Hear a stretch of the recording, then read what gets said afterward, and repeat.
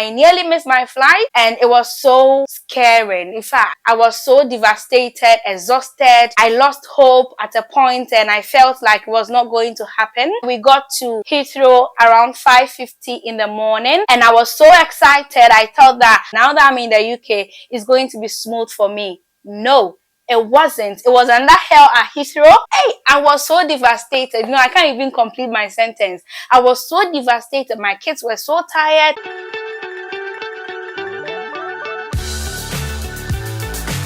Hi guys, welcome to my channel. My name is Midwife Jamie. On my channel, I talk about life in the UK, midwifery practice in the UK, and I share my experience with you as an immigrant living in the UK. If it's your first time passing by this channel, please don't go subscribe and share for me. To my returning subscribers, I want to say thank you. Thank you. I've come your way with a new video.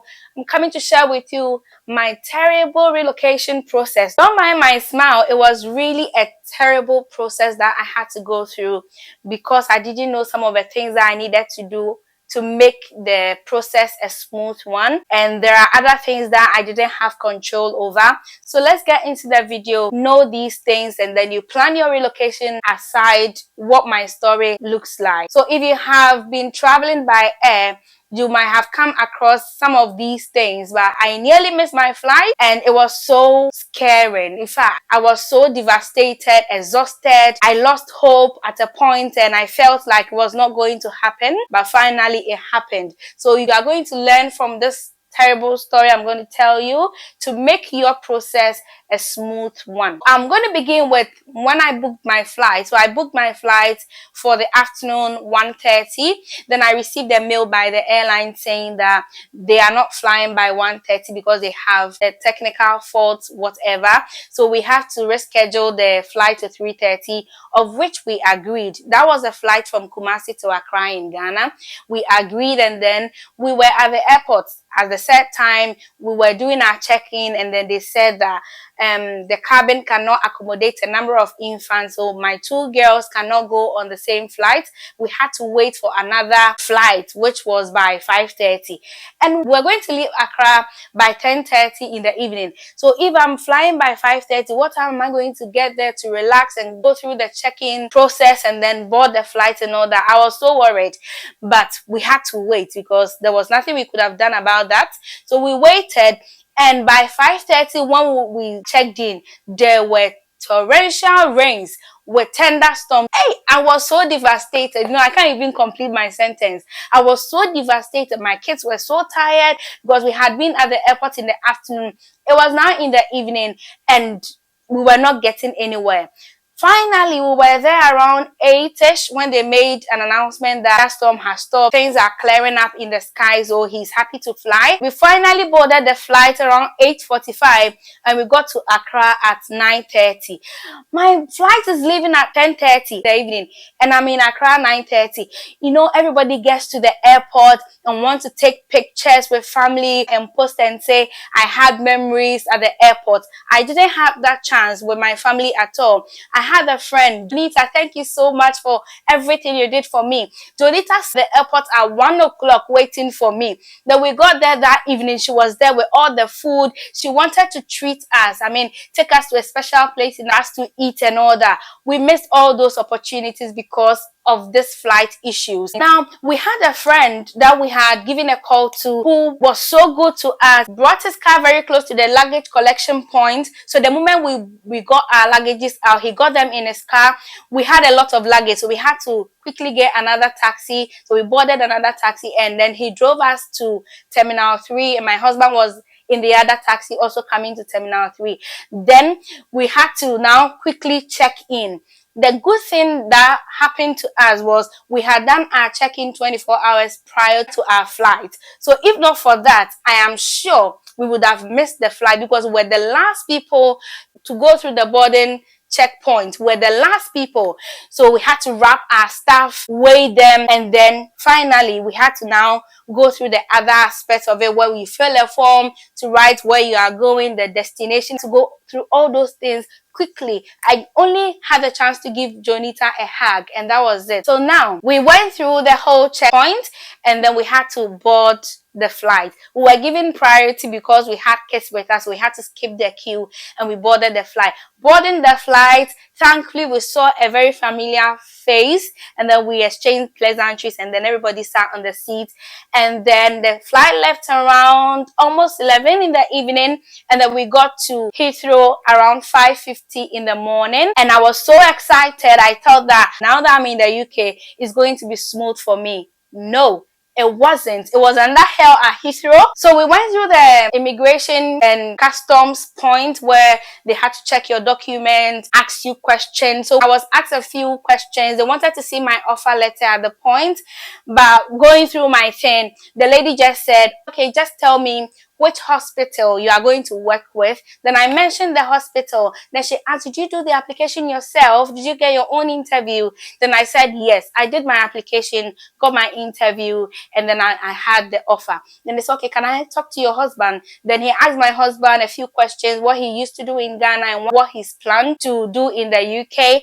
And then that was it with my husband. They said, can I see the faces of the beautiful girls? Then she looked at their faces and checked their identification, and then finally stamped the passports for us, and that was done with the customs. So we now headed up to where we had to clear our baggage. So we went there, and we had a lot of luggage. We had 723 kg baggages, aside the backpacks and the hand luggage and all those things. So it was a lot of things that we had over there. Then we had not planned any transportation means at the point because we knew we could order Uber and stuff. But we had a lot of challenge trying to book one. We had a friend in UK who was trying to sort out other means for us, but it wasn't going through. After collecting our luggage, that was when we were sorting out these transportation bits. My husband said, the way things are going, let me just exit and find a taxi out there, and then I'll come back for you, and then we will go. We never knew that when you exit, you cannot come back. In fact, it's a door of no return. We didn't know. We didn't have any idea. So he exited, and I was left with the girls and all our luggage. You know, you can imagine. My phone, unfortunately, was with my husband. It was in his pocket because he wanted me to be free to have the girls and everything. Then now he couldn't get back. How could he tell me that he cannot come back inside, so we have to manage our way out? Then he remembered that our friend that we exchanged pleasantries when we boarded on had not come out yet because she had the luggage that was missing. She was busily looking for. So he gave a call via WhatsApp to our lady friend, and it went through. Hey, God came through for us. So he had to tell Constance, that friend of ours, to tell us that he cannot come back in. So we have to manage and come out before we can sort the taxi stuff out. How could I, only me, with two girls and all these luggages I'm talking about, come out? So Constance said, no worries, I'm going to help you. So we packed everything on the trolleys. Then we pushed to a particular point, come back again. So the first girl was in a stroller that I was pushing at the same time, and the last girl was in the baby carrier in front of me, and I still had to push all those things. You know, back in Ghana or back home, you might get people to help you with those things and then you pay for that. But Heathrow, we didn't see anything like that. Everybody, it's kind of a help yourself system. So we didn't have any help whatsoever. So Constance was my help. And then finally, we got the stuff out, and you could see my face, family. You could see my face. You could see the face of my husband, and you could see my kids so tired. So we now found a place to sit, trying to sort out this transportation stuff, and our phones went off. So we now had to charge our phones with our laptops. But the transportation, the relocation process had been so long for us from the time we started to the time we got to Heathrow. We didn't have power banks because we thought that it was just an overnight flight, so we didn't need all those things, and we had our laptops. So we started charging our phones with our laptops, and still we're not getting transport. So my husband said, let's just talk with these people and see if they have any plan. And yes, they had a plan. So they had a transport system stationed at the airport. We talked with them. They booked a taxi for us, and that was so expensive. When we were looking on Uber and those apps trying to find the transportation. We were going to pay £150 from Heathrow to our destination. But when they booked for us, it was a double of it, £300. The amount we were supposed to pay for the taxi actually was 290 something, but we were paying by cash and they said they couldn't get change for us, so we just had to pay £300. So we left Heathrow around 12:15 to 12:30. So can you imagine? We arrived there 5:30 and we left 12:30. All that time just because of taxi and things that we didn't know how to go about it. Finally, we got to our destination. Because we had planned our accommodation earlier on, we didn't have any issues with it at all. We knew where to get our keys. We knew where to find staff in the area. We had communicated with the landlord. Then we brought our staff there, settled in, and then we moved on. So that is my story. You know, it's not easy. I don't know how you see it, but for me, it has left a mark on myself to plan so well, to decide what I want to do at the right time, in fact ahead of time, to make sure that I don't go through this stress again, especially when my kids are involved and my husband as well. So these are the things that you can do to avoid this bad story. I have had a pepper taste of it. Don't have a pepper taste as well, you can go for the salt or the sugar, you know. Yeah, so what you have to do is to book your flight as early as possible. Book the earliest flight. In fact, I don't think I'll ever book an afternoon flight again. I would rather book a morning flight, so you can consider that one, and then you find a resting area at where the international airport is, and then you move there quickly because you know you are very close. You might not have any transportation issues any longer because you are no more going to fly. The next thing you can do is to do your check-in online. That one saved us a lot. We would have missed our flight if we had not done that. So what you have to do is check in before 24 hours of your flight online to save you the stress, and make sure that you have weighed all your luggages. Look at my story. If I had gone there, they weighed the luggages and they said, oh, this is too much, you know, they have to take some of the items out and all that.